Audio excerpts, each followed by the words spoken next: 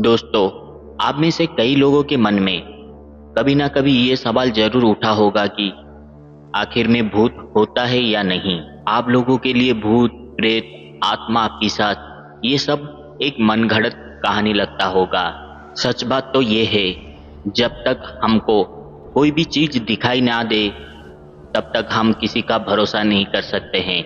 आज मैं आप लोगों को एक ऐसे ही इंसान के बारे में बताने वाला हूँ जो हमेशा भूत प्रेत को लेकर परिहास करता था, उनका मजाक उड़ाता था। ये कहानी है चंदनपुर गांव में बसे एक ब्राह्मण परिवार के बारे में। उस परिवार में रामनाथ अपनी बीबी कौशल्या और 10 साल का एक बेटा रमेश के साथ रहता था।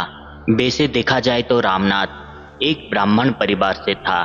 उसका पेशा पूजा पाठ करना और लोगों के घर में कोई भी शुभ कार्य हो तो उनके घर में जाकर मंत्र पाठ करना था। रामनाथ के सामने गलती से भी कोई इंसान अगर भूत प्रेत पिशाच के बारे में बात कर दिया तो समझ लीजिए उस दिन उस इंसान का बुरा वक्त चल रहा था। रामनाथ उस इंसान की उस दिन पूरी तरह से मजाक उड़ाता था और साथ ही साथ उस इंसान को सारे लोगों के सामने बेइज्जती भी करता था। उस गांव में दशरथ नाम का एक बहुत ही बड़ा बुजुर्ग इंसान रहते थे। वो हमेशा रामनाथ को कहते थे, बेटा तुम भूत प्रेत को नहीं मानते, ये अच्छी बात है, ये तुम्हारा सोच है, मगर भूत प्रेत को लेकर तुम जो मजाक उड़ाते हो ये बहुत ही बुरी बात है। किसी का मजाक उड़ाना ये अच्छी बात नहीं है। क्या पता कब, कहाँ और कैसे तुम्हारा सामना अगर कोई बुरी आत्मा के साथ हो गया, उस दिन तुम्हें समझ में आएगा किसी का मजाक उड़ाना कैसा लगता है। दशरथ काका का बातें सुनने के बाद रामनाथ कहता था, काका अभी तुम्हारा उम्र हो गया है, इसीलिए तुम इस तरह का बेहकी बातें कर रहे हो। भूत पिशाच आत्मा इस तरह का इस दुनिया में कोई भी नहीं है। अगर इस तरह का इस दुनिया में कुछ भी है तो उन्हें मेरे सामने आने के लिए कहिए। एक बार मेरा सामना हो जाए उन लोगों के साथ, तभी जाकर मैं मानूंगा कि सच में भूत पिशाच इस दुनिया में है। रामनाथ का इस तरह का बातें सुनने के बाद दशरथ काका कहने लगे, बेटा क्यों अपनी हंसी खुशी जिंदगी में मुसीबत को दावत दे रहे हो। भगवान ना करे तुम्हारा सामना ऐसी कोई शैतानी ताकत के साथ हो जाए जिसे तुम्हें आगे जाकर बहुत ही अफसोस होने लगे। दशरथ काका का बातें हमेशा रामनाथ हंसी मजाक से उड़ा देता था। वो हमेशा दशरथ काका को कहता था, काका आपका उम्र हो चुका है, आपको कभी भी बुलावा आ सकता है। आप मरने के बाद जब उन भूत प्रेत के पास जाओगे तो वहां जाकर उन लोगों को इस तरह का कहानी सुनाना। दोस्तों, कोई भी बात अगर आप एक अच्छे इंसान को समझाओगे तो वो समझ सकता है, मगर एक मूर्ख इंसान वो कभी भी नहीं समझेगा, वो हमेशा दूसरों की परिहास ही करेगा। वैसे देखा जाए तो रामनाथ एक पंडित था, मगर उसका सोच एक मूर्ख इंसान से कम नहीं था। रामनाथ एक छोटे से घर में रहता था। वो अपने लिए एक बड़ा सा घर बनाने के लिए बहुत दिनों से सोच रहा था, मगर उसके पास पर्याप्त राशि ना होने के वजह से वो कभी भी घर नहीं बना पाया। वो अपने लिए घर बनाने के लिए एक जगह पर अलग से राशि जमा करके रखता था। देखते ही देखते कुछ सालों के बाद रामनाथ के पास इतना राशि जमा हो चुका था कि वो अपने लिए एक अच्छा सा मकान बना सके। रामनाथ गांव के बाहर एक जमीन खरीदी और वहां पर मकान बनाना शुरू किया। देखते ही देखते उस जगह पर कुछ महीनों के बाद एक सुंदर सा मकान बनकर तैयार हो चुका था। रामनाथ उस घर को वास्तु के हिसाब से बनाया था और घर बनाने के बाद उसको अच्छी तरह से पूजा पाठ भी किया था। मगर इंसान की जब भी बुरा वक्त आता है वो अपने आप ही अपने पैरों पर कुल्हाड़ी मार देता है। कुछ ऐसा ही हुआ रामनाथ के साथ। रामनाथ जहां पर घर बनाया था ठीक उसके पीछे एक बड़ा सा एक बरगद का पेड़ था। वो बरगद का पेड़ बहुत ही पुराना था। एक दिन रामनाथ ने सोचा, ये बरगद का पेड़ इधर रहकर बहुत ही परेशान करता है। वैसे देखा जाए तो मेरे यहाँ बरगद की पेड़ का कोई भी जगह नहीं है। ये सोचने के बाद रामनाथ एक दिन उस बरगद के पेड़ को काट देता है। जिस दिन उसने उस बरगद के पेड़ को काटा ठीक उसी दिन रात को 1 बजे रामनाथ को अचानक से कुछ आवाज सुनाई दिया।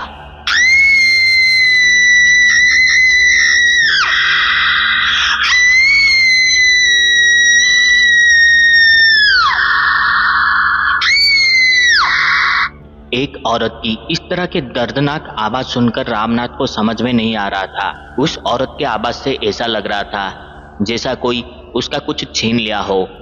उस औरत की चिल्लाने की आवाज सुनने के बाद रामनाथ बाहर आकर देखने लगा, मगर उसे कहीं पर भी कोई औरत दिखाई नहीं दिया। रामनाथ ने सोचा शायद ये उसका कोई वहम है। ये सोचने के बाद रामनाथ जाकर अपने घर पर आराम से सो गया। उसके अगले ही दिन सुबह रामनाथ रोज की तरह पूजा पाठ करके अपने नए घर पर आराम करने लगा। उस दिन रामनाथ का दिन जैसे भी करके गुजर गया। फिर रात हुई।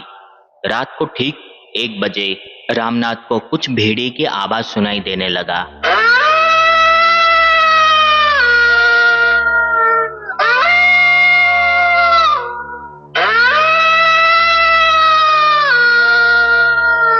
इस तरह से भेड़िए की रोने की आवाज सुनने के बाद रामनाथ को उस दिन नींद नहीं आया। उसने घर से बाहर निकलकर टॉर्च लगाकर घर के चारों ओर टॉर्च इधर उधर घुमाने लगा, मगर रामनाथ को कोई भी भेड़िया नजर नहीं आया। उस वक्त रामनाथ को यह समझ में नहीं आ रहा था कि उसके साथ आखिर ये क्या हो रहा है। रामनाथ ने सोचा ये कोई जंगली भेड़िया होगा। ये सोचकर रामनाथ अपनी टॉर्च लाइट को जैसे ही बंद करके अपने घर की ओर जाने लगा, तभी अचानक उसकी नजर जिस जगह पर वो बरगद का पेड़ था उस जगह पर जा टिका। दोस्तों, उस दिन रामनाथ उस अंधेरी रात में उस जगह पर जो नजारा देखा, वो देखने के बाद उसकी आंखें फटी की फटी रह गई, मानो जैसे उसके पांव तले जमी फिसल गया। उसने देखा कि उस जगह पर सफेद रंग का एक औरत खड़ी हुई थी। वो औरत कौन है? आखिर रात को 1 बजे इतनी अंधेरी रात में वो औरत क्या कर रही है? ये सोचकर रामनाथ ने अपने हाथों पर पकड़े हुए टॉर्च लाइट को ऑन करके उस औरत के ओर दिखाने लगा। जैसे ही टॉर्च लाइट की रोशनी उस औरत के ऊपर पड़ी, रामनाथ के पूरे बदन की रोंगटे खड़े हो गए। उसने देखा कि उस जगह पर वो औरत गायब हो चुकी थी। रामनाथ अपने हाथों पर पकड़े टॉर्च लाइट की लाइट जब ऑफ की तो उसने देखा कि वो औरत फिर से उस जगह पर खड़ी थी। इस तरह का खौफनाक नजारा देखने के बाद रामनाथ के माथे से पसीना निकल रहा था। रामनाथ अपने हाथों की टॉर्च लाइट को फिर से ऑन ही करने वाला था कि वो औरत रामनाथ की ओर बढ़ते हुए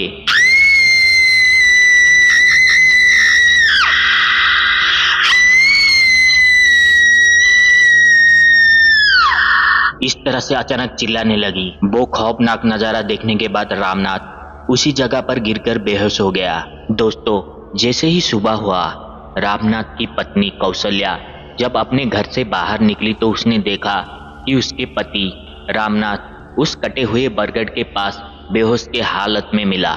कौशल्या इस तरह का हाल अपने पति का देखकर उसने अपने बेटे को बुलाकर अपने पति को उठाकर घर के अंदर लेकर गई। बहुत कोशिश करने के बाद भी रामनाथ को होश नहीं आया तो उसने घबराहट के मारे पास के एक डॉक्टर को बुलाने लगी। वहां के डॉक्टर रामनाथ के इलाज के लिए उसके घर गया और जाकर उसके अच्छी तरह से इलाज करने के बाद कौशल्या को कहने लगा, भाभी, आपको घबराने की कोई जरूरत नहीं है। बस भैया को थोड़ी थकान के कारण चक्कर आ गया लगता है, इसीलिए उनको आराम करने दीजिए। मैं दवाई लिख दिया हूँ, आप जाकर दवाई लेकर इनकी अच्छी तरह से ख्याल रखिएगा। पूरे 1 दिन आराम करने के बाद रामनाथ को होश आया। होश में आते ही रामनाथ अपनी पत्नी कौशल्या को पूछने लगा, मुझे क्या हुआ था और तुम लोग इतने परेशान क्यों हो? पति की बातें सुनने के बाद कौशल्या कहने लगी, आप कल रात को हमारे घर के पीछे जो बरगद का पेड़ था उस जगह पर हमें आप बेहोश की हालत में मिले। रामनाथ ये सब सुनने के बाद हल्का सा मुस्कुराने लगा और कहने लगा, लगता है थकान के कारण मैं गिर गया होगा। तुम लोगों को परेशान होने की कोई जरूरत नहीं है, अब मैं आ गया हूं ना, सब ठीक हो जाएगा। रामनाथ का इस तरह का बातें सुनने के बाद कौशल्या को कुछ समझ में नहीं आ रहा था कि आखिर वो कहना क्या चाहते हैं। जो भी हो, मेरा पति तो ठीक हो गया है। ये सोचकर रामनाथ की पत्नी बहुत ही खुश हो गई और मन में कहने लगी, हे भगवान, मेरे पति को ठीक करने के लिए आपका लाख लाख शुक्र है। जैसे तैसे करके उस दिन अच्छी तरह से गुजर गया। उसके अगले ही दिन रामनाथ के पत्नी ने देखा कि रामनाथ पहले की तरह पूजा पाठ नहीं कर रहा था। वो सिर्फ घर के आंगन पर बैठकर उस कटे हुए बरगद की पेड़ की ओर देखे जा रहा था। कौशल्या धीरे से रामनाथ के पास जाकर कहने लगी, आजी सुनते हो, आज पूरा दिन आप इसी जगह पर बैठकर उस कटे हुए बरगद की पेड़ की ओर ही देखे जा रहे हैं और आपने तो आज पूरा दिन पूजा पाठ भी नहीं किया है। कौशल्या का इस तरह का बातें सुनने के बाद रामनाथ मुस्कुराते हुए कौशल्या को देखते हुए कुछ अजीब सा आवाज निकालने लगा।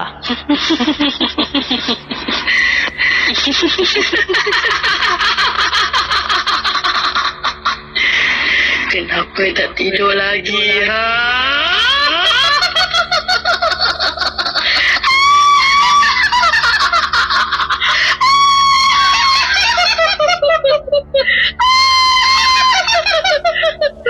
इस तरह से अपने पति का आवाज सुनकर कौशल्या की रोंगटे खड़ी हो गई। वो डर के मारे उस घर से बाहर निकलकर गांव के अंदर जा पहुंची।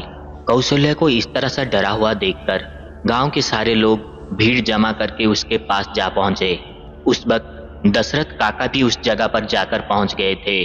कौशल्या को देखकर कहने लगे, बेटी क्या बात है, तुम इतने डरे हुए क्यों लग रहे हो?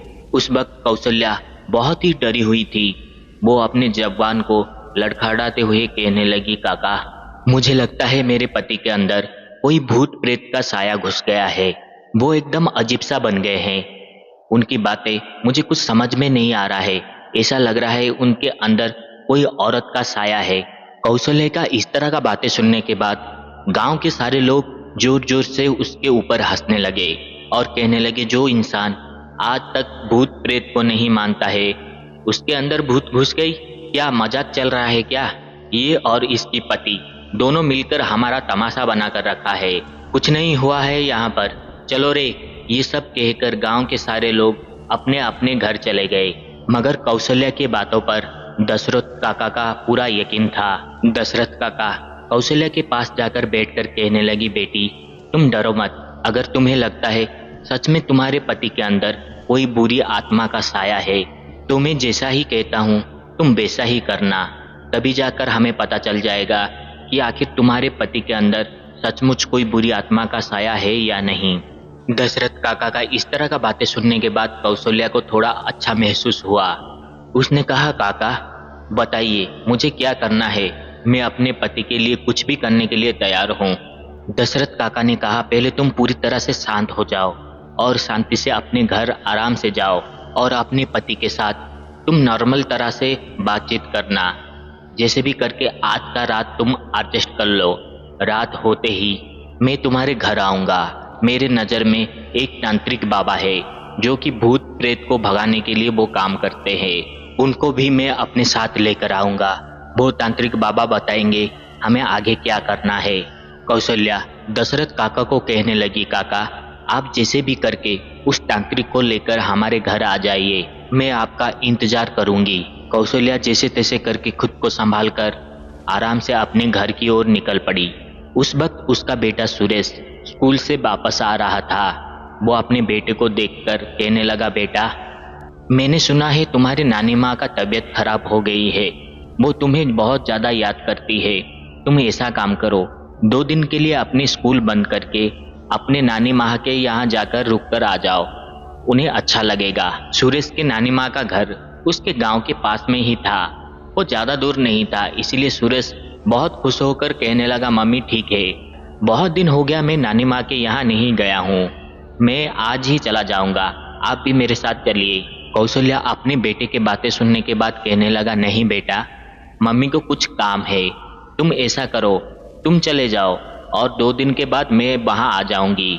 ये कहते हुए कौशल्या अपने बेटे को कुछ रुपए देकर कहने लगा, बेटा संभल कर जाना। कौशल्या का माँ का घर उसके गांव के पास में ही था, इसलिए कौशल्या अपने बेटे को उसके माँ के यहाँ भेज दिया और वो थोड़ी सी डरते हुई अपने घर जा पहुंची। वो घर के अंदर पहुंचते ही उसके नाक में कुछ अजीब सा बदबू आने लगी, जैसे कोई मरा हुआ जानवर 2 दिन से सड़ा हुआ उसके घर में पड़ा हो। बदबू बहुत ही ज्यादा था। कौशल्या को समझ में नहीं आ रहा था कि ये बदबू कैसी है। वो डरते हुए सीढ़ी के ऊपर से चढ़ते हुए वो ऊपर की घर में जा पहुंची। वहां पहुंचने के बाद कौशल्या ऊपर की घर की बेडरूम की दरवाजे जैसे ही खोलने लगी,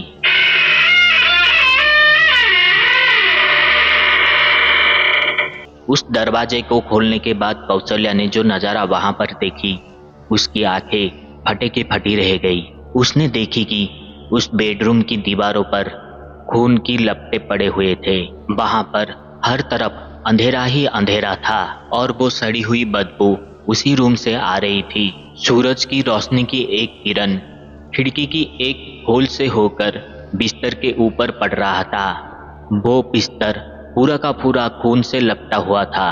उसने देखा कि उसका पति उस बिस्तर के ऊपर बैठकर हाथों में एक कुत्ते का सर लेकर खा रहा था, जैसे कोई वो कुत्ते का सर नहीं, कोई गाजर मूली हो। वो कुत्ता किसी और का नहीं, कौशल्या का ही था। 1 साल से कौशल्या उस कुत्ते को पाल कर बड़ा किया था। डर के मारे कौशल्या का जबान लड़खड़ाने लगी। अपने पति का इस तरह का खौफनाक रूप देखकर कौशल्या का होश उड़ गया। वो डर के मारे बिना कोई आवाज किए घर से बाहर आ गई। कौशल्या आज से पहले इस तरह से डरी हुई नहीं थी। बाहर आने के बाद कौशल्या ने सोची चाहे कुछ भी हो जाए वो घर के अंदर नहीं जाएगी जब तक रात नहीं हो जाती, जब तक दशरथ काका उस तांत्रिक को लेकर वहां नहीं पहुंचे तब तक कौशल्या उस घर के बाहर ही बैठी रही थी। देखते ही देखते दोपहर से रात हो गई। कौशल्या की कानों पर कुछ अजीब अजीब सी आवाज सुनाई दे रही थी।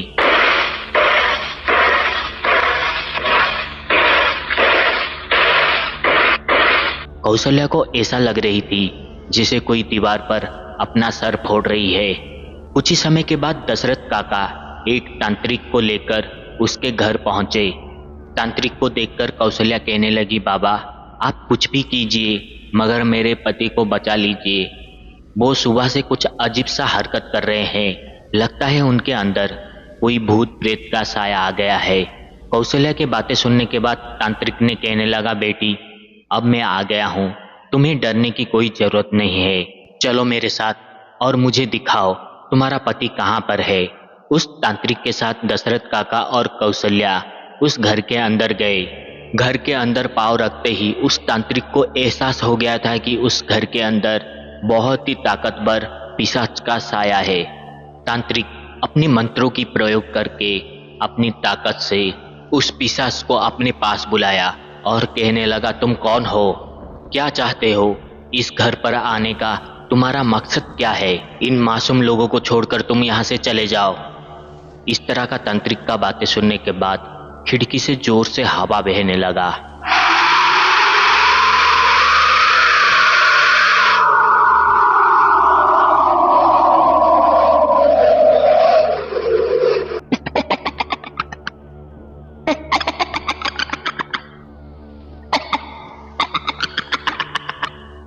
मासूम कौन है यहाँ मासूम? तुम्हें क्या ये मासूम लग रहा है? इसने मेरे घर को काट कर फेंक डाला। पिछले 100 साल से मैं इस बरगद की पेड़ के ऊपर रहते आया हूँ।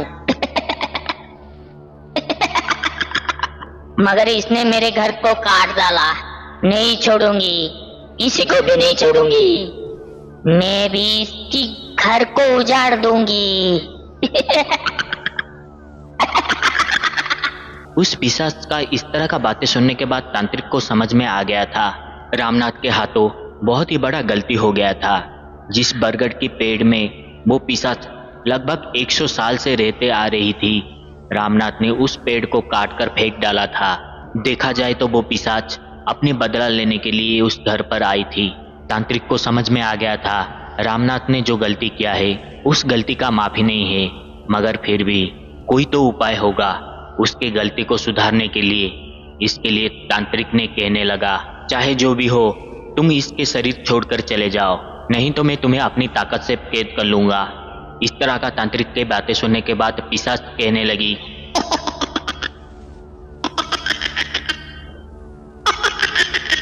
तुम्हारे पास इतनी ताकत नहीं है कि तुम मुझे कैद कर सको। नहीं छोड़ूंगी, किसी को भी नहीं छोड़ूंगी। ये सब बातें सुनने के बाद कौशल्या हाथ जोड़कर उस पिशाच के सामने घुटने टेक कर बैठ गई और कहने लगी, मुझे तुम्हारी तकलीफ का अंदाजा हो रहा है, मैं महसूस कर सकता हूँ जब किसी का घर टूटता है तो उसे कितनी तकलीफ होता है। उस बरगद के पेड़ पर तुम 100 साल से रहते आ रहे हो, मगर आज तक किसी का कभी भी कुछ बुरा नहीं किया है। तुम ये सब तुम्हारे घर टूटने के वजह से कर रहे हो। मैं चाहकर भी उस बरगद के पेड़ को वापस तो नहीं ला सकती हूँ, मगर हाँ, तुम्हारे लिए कुछ कर सकती हूँ। मैं अपनी जान खुशी खुशी दे सकती हूँ। अगर तुम चाहो तो मेरी जान ले लो, मगर मेरे पति को छोड़ दो। तुम्हारे घर टूटने पर तुम्हें जो तकलीफ हुआ है उसका अंदाजा मुझे है। चाहे तो तुम मेरी जान ले लो, मगर मेरे पति को छोड़ दो। कौशल्या का इस तरह का बातें सुनने के बाद उस पिशाच के मन में भी दया जाग उठा और उसने कहा, तुम बहुत ही अच्छे हो। मैं सिर्फ एक ही शर्त पर तुम्हारे पति को छोड़ सकती हूँ। वादा करो, कल से तुम ढेर सारे बरगद के पेड़ लगाओगे और तुम्हारा पति कभी किसी का मजाक नहीं उड़ाएगा। अगर तुम्हें ये शर्त मंजूर है तो मैं अभी का अभी तुम्हारे पति को छोड़कर चला जाऊंगी। इस तरह का बातें सुनने के बाद कौशल्या कहने लगी, मैं वादा करती हूँ, मुझे तुम्हारे हर शर्त मंजूर है, मगर मेरे पति को छोड़ दीजिए। इस तरह से कौशल्या का बातें सुनते ही अचानक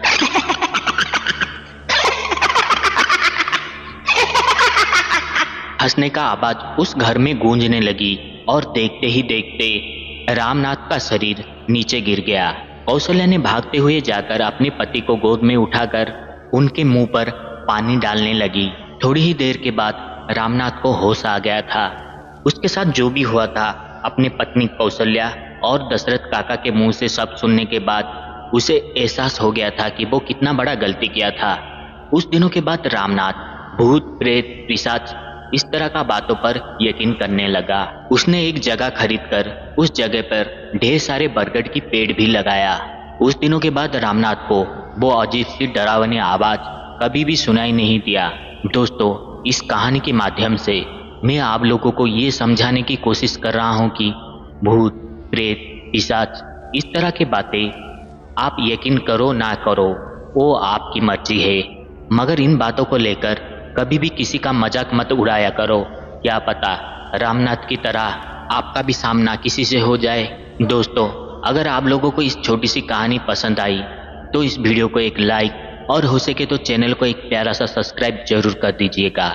आज के लिए बस इतना ही। फिर मिलते हैं एक नई वीडियो में एक नई कहानी के साथ। जय हिंद।